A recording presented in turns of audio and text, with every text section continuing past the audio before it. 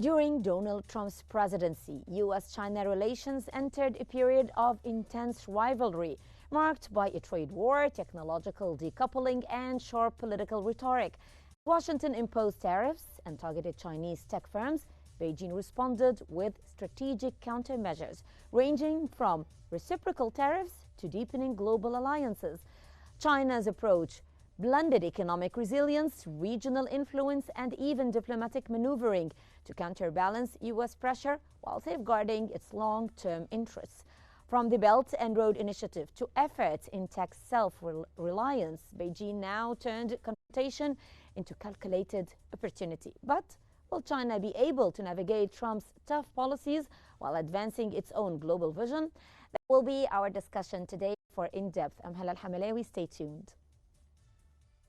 Donald John Trump, do solemnly swear that I will faithfully take office of President of the United States.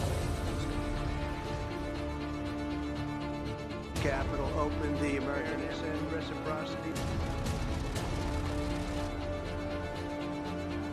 Mexico. Canada. Greenland.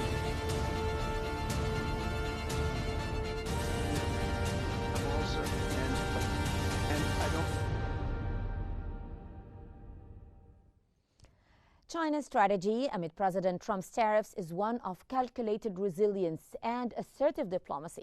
Initially inclined to remain passive, China recognized the need to retaliate decisively, launching 125% tariff on U.S. goods in response to Trump's moves. According to The Guardian, this reaction positions China as a defender of global trade norms, appealing to the WTO as it faces a potential economic setback. China's response includes a diplomatic charm offensive aimed at European and Asian nations, framing itself as a stable alternative to Trump's chaotic policies. And despite the challenges such as the shrinking U.S. export market, China seeks to leverage its position by strengthening regional ties and prompting cooperation, while remaining cautious not to jeopardize its relations with trade-dependent countries such as Vietnam.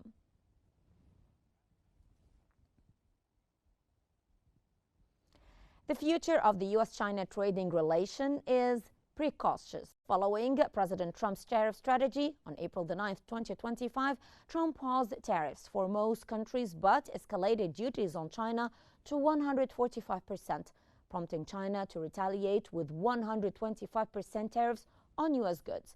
Bloomberg stated that these measures significantly heightened trade tensions, with potential consumer price hikes looming. Historically, U.S.-China trade surged after China joined the WTO in 2001, but Trump's tariffs aim to reduce the U.S. trade deficit, currently $295 billion. As both nations view each other as competitive threats, tariffs could lead to increased prices for American consumers and disrupt global supply chains. And without resolution, both economies may suffer, prompting a shift in production and sourcing strategies.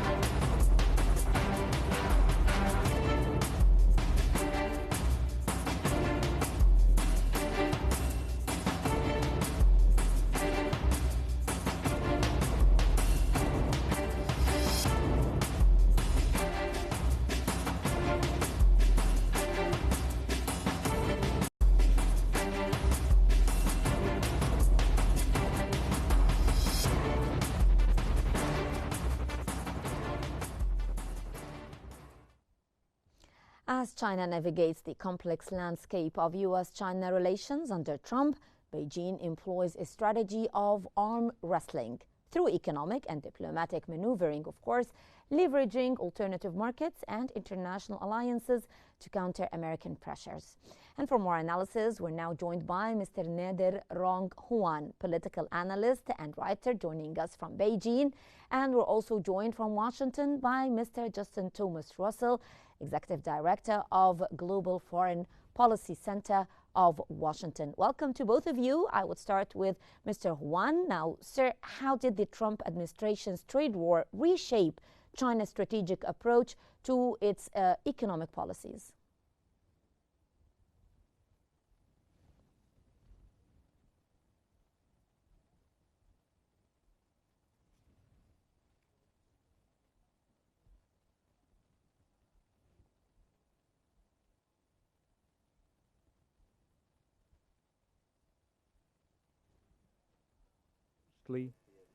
Such policies of the intensifying the trade war that would jeopardize and affect all parties, and there is no win in such a trade war. And in the same time, China have been taking a long-term preparation of what's happening now, and they have available tools defending its interest as well as the legitimate development rights. As we've seen, the Chinese rate,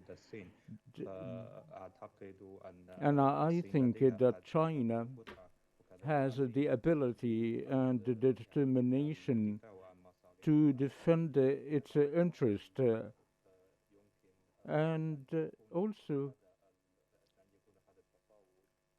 such discrepancy would be coming based on the mutual interest and respect, and most importantly is balanced discrepancy.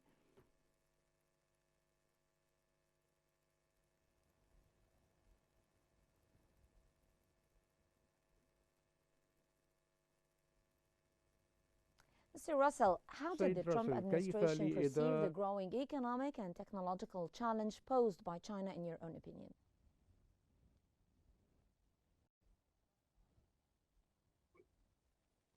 Well, I will tell you that the Trump administration is realized. I'm sorry, we're having audio problems. I can hear you, the sir. Trump administration. Okay, very good. The Trump administration right now is dealing with a situation that he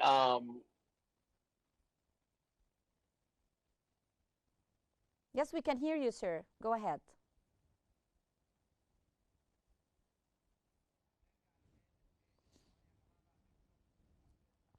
Apparently, we lost Mr. Russell. We'll try to reach you again. I'll go to Mr. Huan. What ways did China diversify? In what ways did it diversify its trade partnerships to reduce reliance on U.S. markets?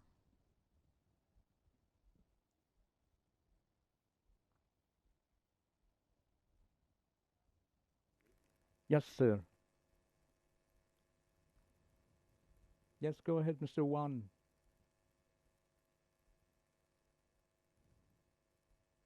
Sir, can you hear me?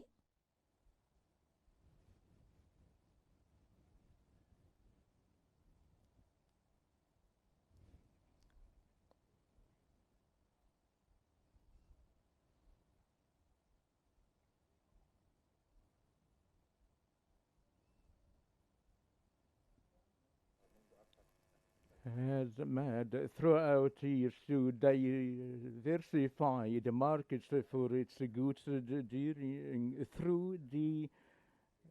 the initiative of the Road Belt, along with the cooperation with Africa and the Arab countries and others of political and trade cooperation mechanisms, and for the purpose of fostering the cooperation with the Latin America and the Middle East and the African countries, as well as the Central Asia and the Asian countries, along with the EU countries as well as Russia.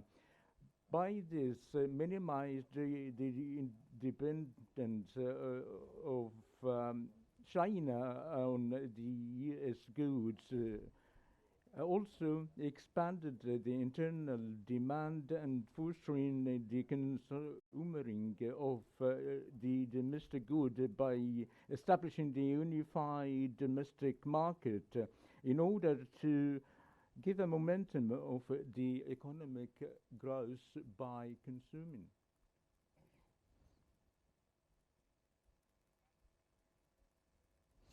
Okay, Mr. Russell, were the trade tariffs and sanctions effective against China's rise, or did they inadvertently accelerate its pivot towards self-reliance? Well, I mean, what we're dealing with is a situation that that we developed a concept called mutually assured economic destruction. It is basically the short answer to your question is yes to both. Uh, the reality is that the world has created a just-in-time logistics system in a globally interconnected economic world, uh, where especially the situation with the U.S. and China, where the U.S. Has the largest economy in the world. It has a consumer base that enjoys having $250 flat screen TVs that are available at will through online purveyors, and we have the just-in-time logistics system. Our economy is basically a consumer economy. The Chinese are basically providing those inexpensive products, whether it's electronics or clothes uh, or manufactured goods. And what we've done is we have become so interdependent, we can't get into a trade war. It is detrimental to our economy because then we're not buying things, we're not importing things. We're kind of halting our economic growth. And then what happens is if we're not buying those products, the Chinese aren't going to be able to sell those products. Therefore, they're not going to be able to grow their economy. And then we create a ripple reaction, a ripple effect throughout the global economy. We've seen the effect of a global trade war between the U.S. and China affect the world markets before. We're in a serious, almost nuclear trade war right now between the battle of wills between Xi Jinping and Donald Trump. Nothing really comes out of this that is good for the global economy. But basically, what's happening is self-reliance isn't the answer. We're not going to be able to internalize our manufacturing, and the Chinese aren't going to be able to basically create their own consumer base that's going to buy the stuff that they're making that's going to sit in warehouses now. Okay. Mr. Huan, in what ways did China's reciprocal tariffs serve not just as retaliation, but also as a message of strength?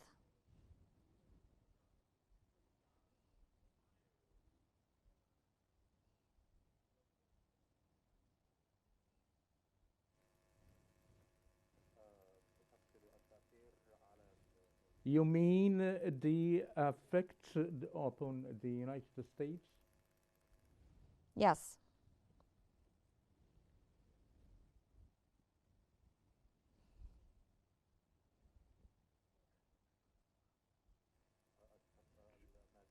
Kenya has the several privileges of manufacturing, such as an integrated chain of supply chains.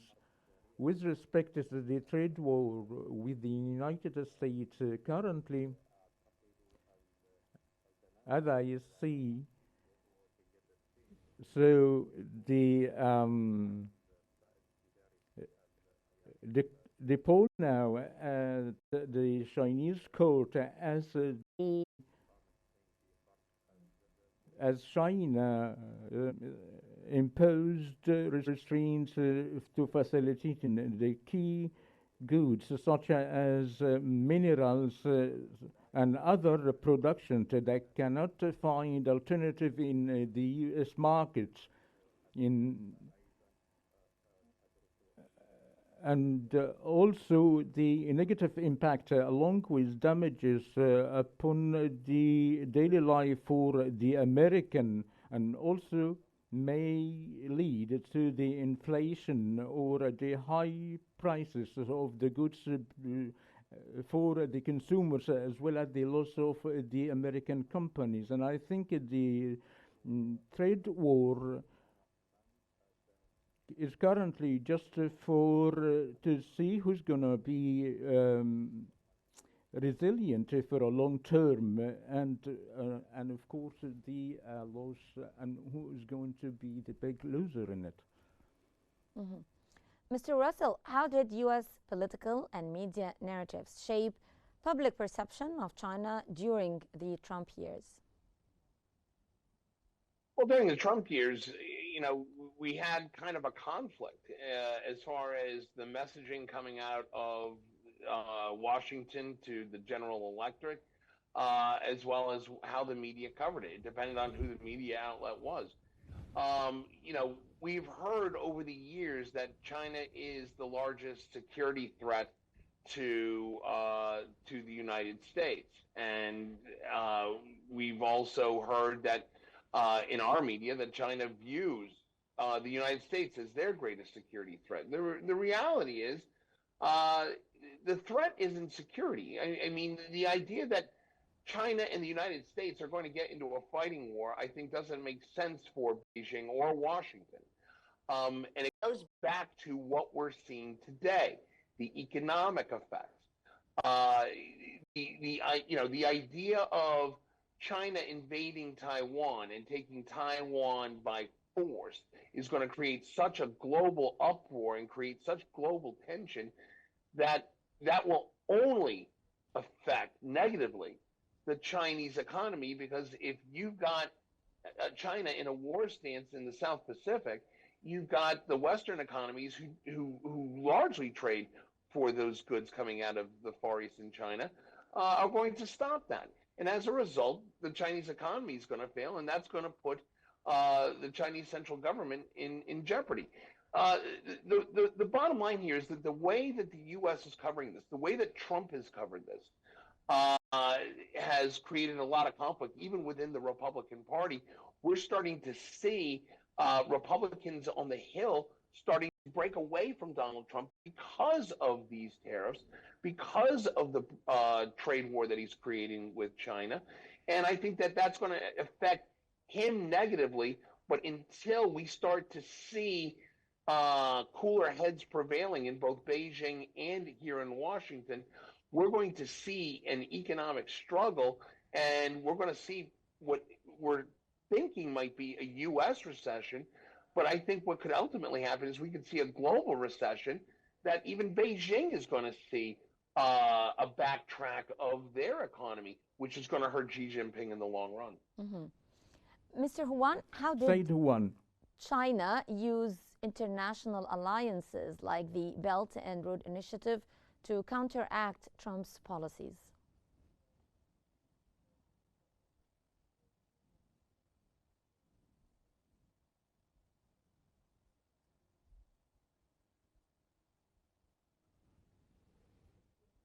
China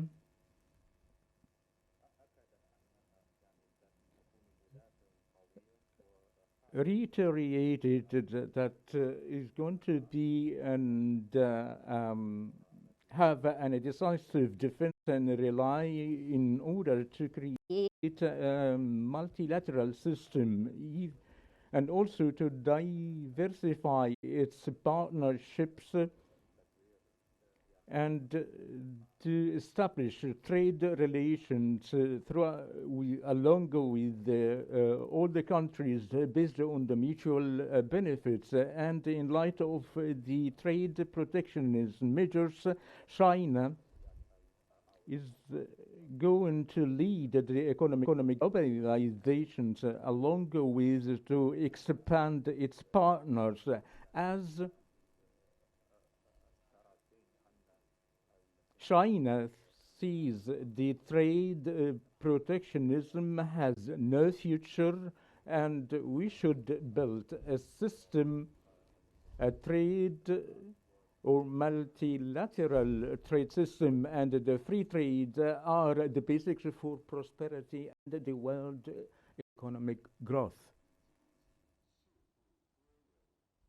So, Mr. Russell, from a U.S. standpoint, how concerning was China's ability to reroute trade and investment to alternative markets? Look, let's be clear about what Belt and Road Initiative is. It is not a trade program. It is not an economic cooperation program. It's basically global loan sharking by the Chinese government. We've seen what Belt and Road has done in Africa across the entire continent, and the examples of the Chinese government going into an African country saying, "Look, we will build your highway, we will build your infrastructure, we will build your power grid," giving your country for the first time 24/7 electricity capabilities that you've never seen before. They bring in their own workers. They don't use local content. They come in and they start creating this large-scale modern electric grid for these African countries. And then at the end of the project, they go in, they hand the government the bill, and they're not able to pay the bill. China then repossesses it and then puts additional requirements on their payback that usually hinders economic growth or economic development in those countries. Belt and Road is not a good solution for any of its partners. It benefits China.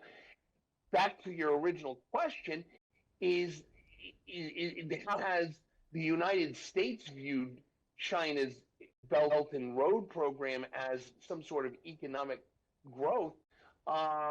They've done it effectively in parts of the world that I think the U.S. is starting to play catch up on, and the Trump administration hasn't helped itself by closing down organizations such as USAID. We've seen the closing of other agencies such as the U.S. Trade and Development Agency several years ago. Those are programs that the U.S. should use to counterbalance a Chinese over expanding and overzealous loan sharking program like Belt and Road.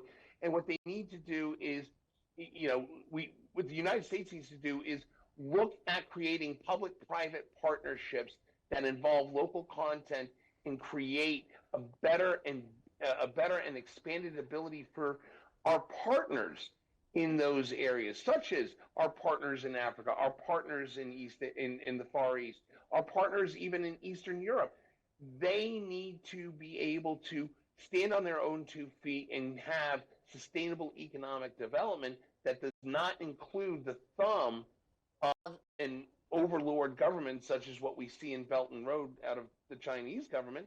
We need to have true partnerships. That is the only way that the U.S. is going to be able to expand its ability to create sustainable trading partners long term without the threat of tariffs and global trade wars. Mm-hmm. Mr. Huan, how did China use soft power and diplomatic engagement to expand influence in Africa and Latin America during the trade tensions?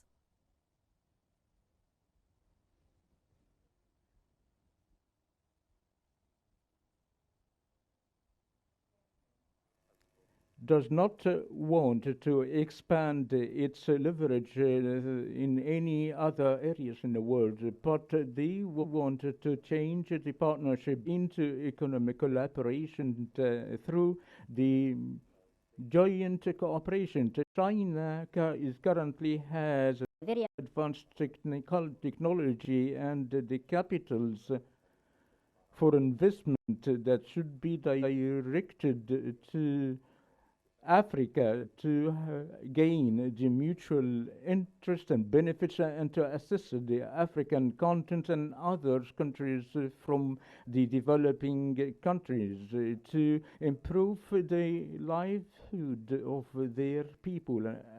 In addition, China is currently working on the technological innovations through the self-reliance